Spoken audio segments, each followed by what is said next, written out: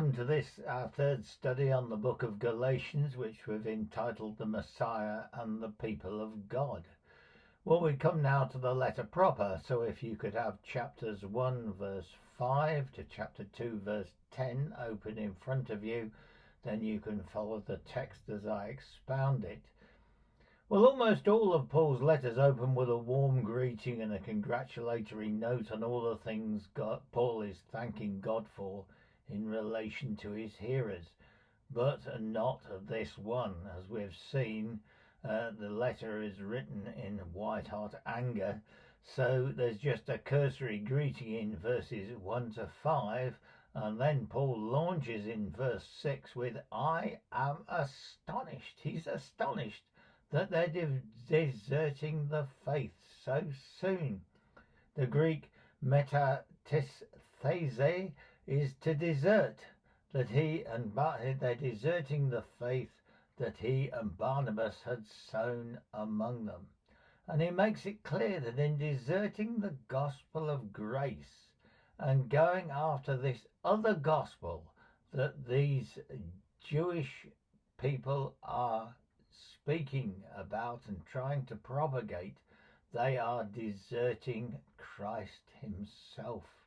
For this so-called gospel, he says, is not good news at all. The gospel means good news, but this gospel is not good news at all, but rather it's a perversion caused by people who are stirring up trouble. And then comes the thunderous denouncement in verses 8 to 9 on the people who are causing these problems. He says, if any man, even if an angel from heaven preaches a different gospel to the one we proclaimed among you, anathema, to hell with them.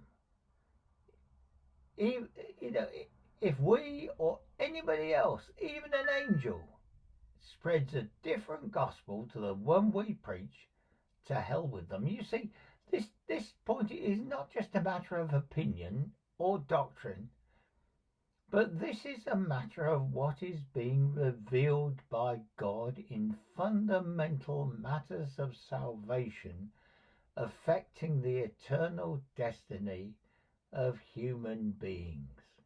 So this is an absolutely fundamental point. Are we justified by grace, or are we justified by keeping the Torah? And if any man is saying that they have to become Jews and be justified by the Torah, then Paul says, anathema, to hell with them. Now, in verse 10, one of the things that Paul's opponents had accused him of is being a people pleaser, i.e. one who was watering down the requirements of the law, the Torah, to make life easier for people and to make his message more acceptable. And certainly in the other life, as Paul, as the Pharisee, Saul of Tarsus, Paul would probably have agreed with them. And that's one of the reasons he persecuted the church. But now he says, does this sound as though I'm trying to please people? This denunciation? He said, if I'm trying to please people, I certainly wouldn't be a slave of the crucified Messiah, for whom I've given up everything. And even now I'm bearing the marks of the beatings I've received for preaching this gospel of grace. And verse 11, the other thing that Paul was being accused of was that his gospel was not genuine, that he'd made it up, that he'd got it second hand. Oh, this man Paul, his gospel isn't genuine. He hasn't got it from the apostles in Jerusalem like we have. And Paul vigorously refutes this. His gospel didn't come second hand through human beings, but it came by direct revelation, and he uses the word apocalypsis, the unveiling of Jesus the Messiah.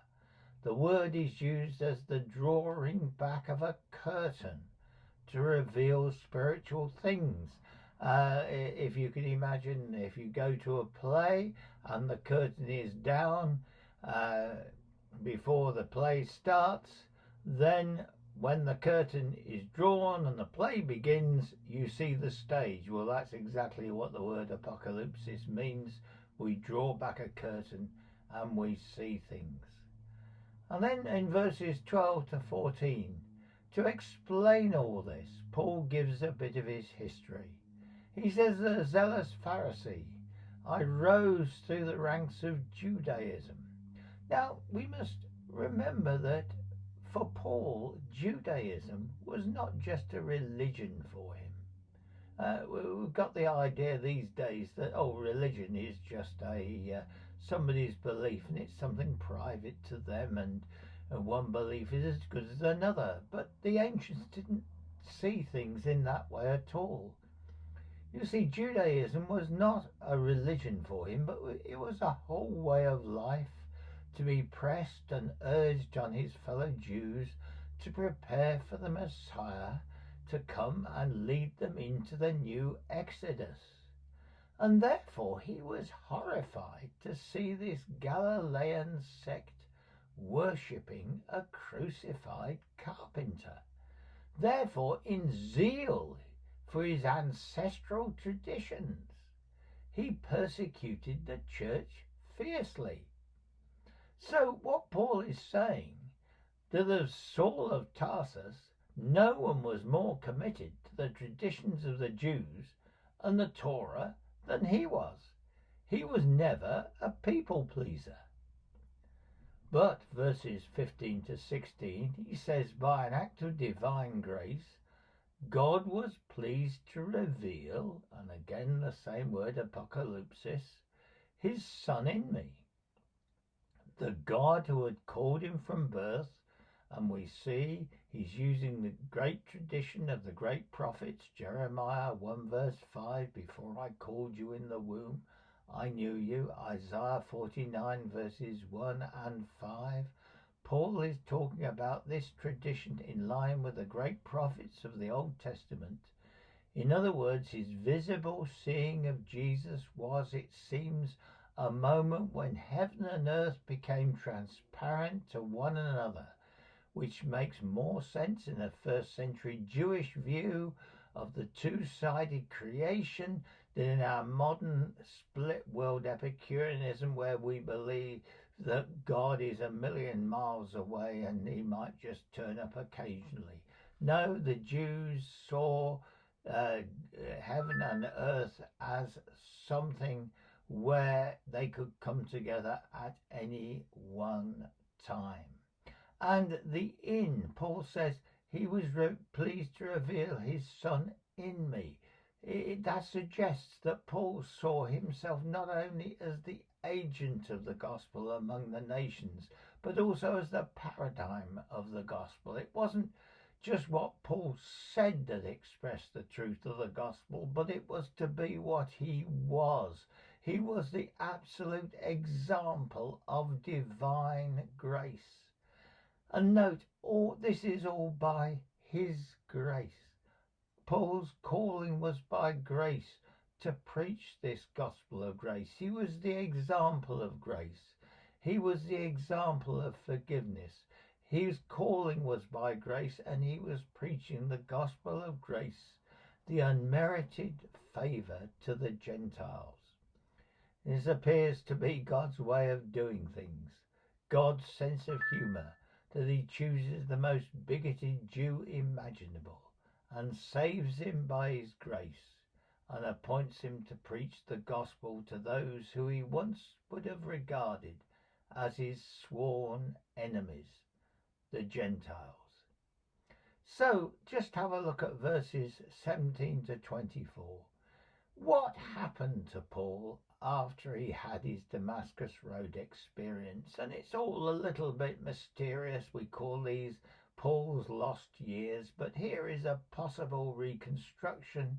The dates are approximate, bearing in mind the ancients tended to count inclusively. In other words, if they said 2 years and 3 months, they would probably have meant 3. They would probably have counted that as 3 years. And also they weren't nearly as fussy as we are for getting things exactly right. But what we can say is possibly late 33 or 34 AD, Paul had his Damascus Road experience, which he talks about in Acts 9 to 12. He was converted on the Damascus Road, and he enters Damascus and stays there for an unknown amount of time. Acts 9:19. He then goes to Arabia, and Luke in the book of Acts doesn't recount that experience. He maybe goes to Mount Carmel for an unspecified period and returns to Damascus afterwards. Galatians 1 verse 17. And this whole period from his conversion until his departure from Damascus, he has given us 3 years in Galatians 1:18. And as I say, we have to take his word in Galatians for it, because Luke is silent about it. He then goes to Jerusalem after this and stays there for 15 days. That's Acts chapter 9 verses 26 to 29 and Galatians 1:18. And after the 15 days at Jerusalem, Paul is sent away to avoid capture by the Jews, and he sails from Caesarea to the regions of Syria and Cilicia. That's Acts 9 verse 30 and Galatians 1:21. And after a period ranging from 8 to 14 years, then Paul travels to Antioch with Barnabas and stays there for a year in Antioch, teaching the gospel to the Gentiles. Acts 11:25 and Galatians 1:21 to 2 verse 1, and we'll see below in a minute. Paul then travels to Jerusalem from Antioch, staying a short time. This was in connection with the collection taken up in Antioch because of Agabus's vision, which is recounted in Acts chapter 11 verses 27 to 30 and Galatians 2 verse 1. He then returns to Antioch. And note what Paul says in chapter 1 of Galatians verses 22 to 24.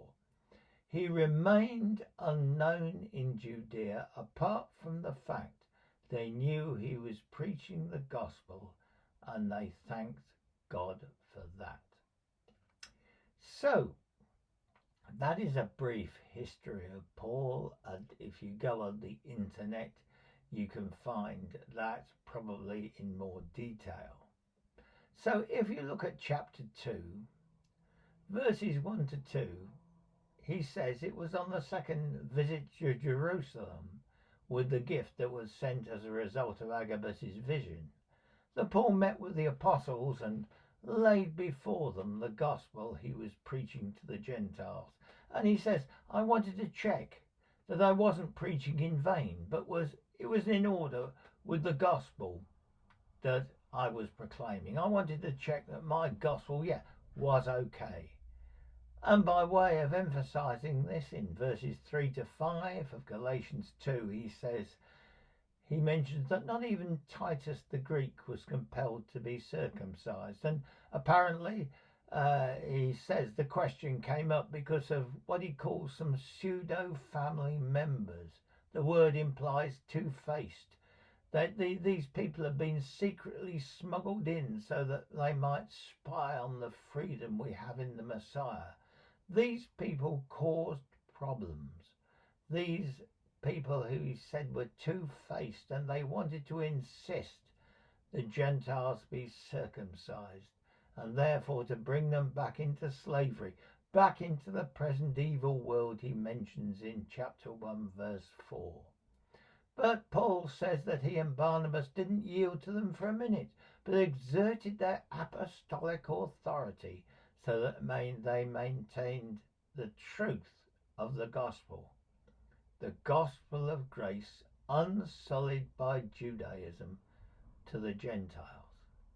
And what's more, the apostles in Jerusalem, the leaders, added nothing to the fact to them. Verse 6, he said, Peter, James, John added nothing. In fact, they acknowledged the apostolic gift they'd been given. Verse 9, by giving them the hand of friendship.